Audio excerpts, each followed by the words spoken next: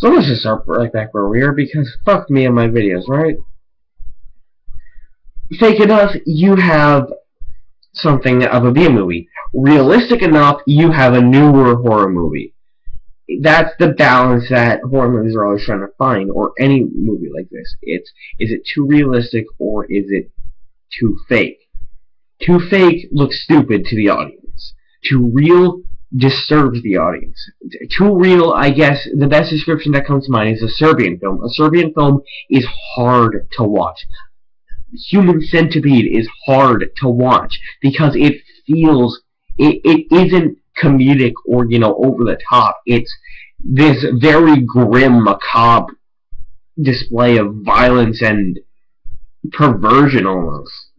However, you look at a movie like, hell, even Nightmare on Elm Street does it well. Even Friday the 13th does it well because they know how to do it. Just that right bit of realism with over the top. My prime example of this is the scene where Johnny Depp is basically swallowed by his head in Nightmare on Elm Street. It is gory as fuck. It is stupid as shit. It's basically the dead realizing it's a woman and having a built-up period of about 30 years happening all at once. It's a geyser of blood, and it's really stupid, but I love it because it's really schlocky. Now, on the other end of the spectrum, you have, well, I'm trying to think, really. I mean, you have something like, I guess you could even say The Thing, because The Thing does a realistic portrayal of something like that. It's supposed to be this parasitic organism that takes over its host, consumes it, and basically mimics its biomass, biological structure, thought patterns, voice pattern. It basically is the ultimate mimic. It is designed to morph its biomass into anything to survive. And I know what you're thinking. It doesn't look like that. It really doesn't. And that's one of the very few things I do think that the 2011 prequel did well. You see, The Thing is this animal. Yes, it's an alien, but on Earth, it's just trying to survive. It shapeshifts in such odd ways that it's doing it solely to keep itself alive. Like, prime example is the head scene. Everyone knows the spider head. It's if you like John Carpenter, if you like body horror, if you like The Thing, you know that creature. It is the scene where basically the body, where they're trying to reset, they're trying to do the shock pedals to the guy to jumpstart his heart. The guy's hands go into the body because the body basically just ripped open, and now there are teeth.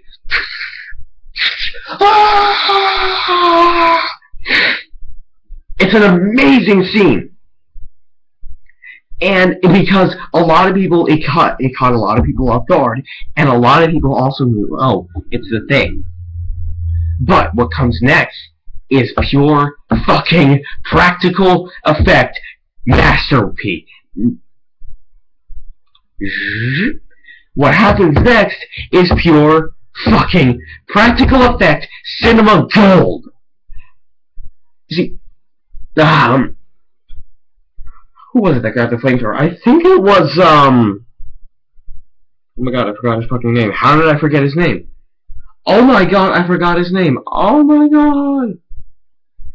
I feel bad. But he grabs the flamethrower and burns the body. Now, the head is just, and it literally tears the muscle and sinew. You can literally see it forcing itself off of it and grows like a spider and just crawls away. That is The Thing right there. It instantly will adapt to any situation except for fire. Fire burns the tissue and doesn't allow it to morph the tissue like it could. And that is one of the few things that bullshit 2011 prequel did well.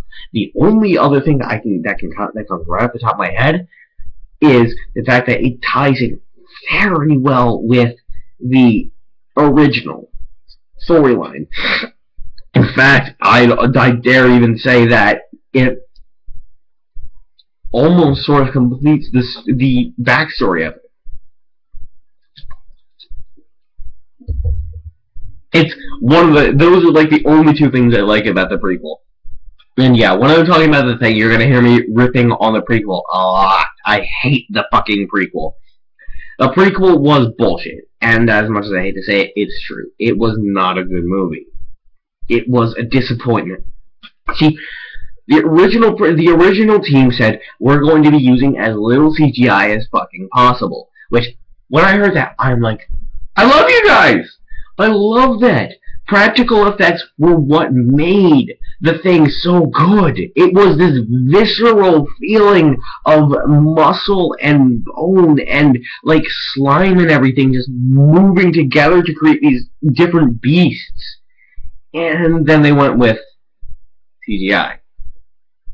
Here's the thing though. There is one thing that CGI has over practical effects in this. And that's that it can show just how desperate the thing gets. The thing, as I said, relies on animal instincts, and moreover, it relies on its ability to shapeshift to get out of any problem it has.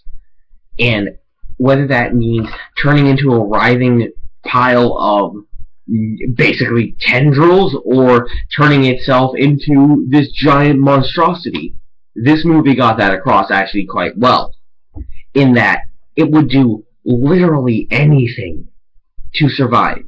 At one point, a man's arm detaches and basically becomes like a lamp. What are they? Is it a lamprey I'm thinking of? The fuckers that like sort of suck on you, not leashes. I think it's like the lamprey or whatever. Those things are fucking terrifying. I'm almost positive that's what it is. But basically, and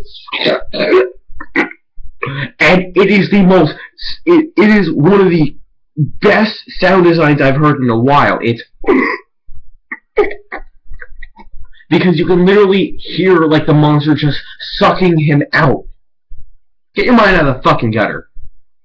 Basically, it just decimating his throat, and you can hear him just trying to gasp for air with this thing on it, and he's gurgling. It's one of the few scenes I love in this movie. This movie does very few things right. Sound design is not one of them, but every once in a while, you get cinema gold. Creatures is not another one of those things, but for what it is, I even gleamed over this myself. It did something that even John Carpenter couldn't have done with practical effects. It showed just how desperate it was. See, the thing in my mind basically exists only as the ultimate predator. Not even the... It exists as the ultimate tool of survival. It kills and absorbs and gains knowledge. It blends. It adapts. It morphs itself. It is basically a shapeshifter. And shapeshifters, in my mind, are incredibly overpowered. Why? Because shapeshifters can adapt to anything. My argument used to be, you know, if you're a shapeshifter, you basically have every superpower ever. If you have the imagination, you can do it. And the thing it doesn't really have imagination. It moreover has more of a hive mind. It relies on animal instincts. And while it looks creative to us, that is raw survival right there. That is survival at its base form. It does not go for flashy. It does not go for some sort of useless thing. It solely exists to do what it has to do to survive. And it will never look pretty. Survival does not look pretty. It looks disgusting. It looks raw. It looks rushed.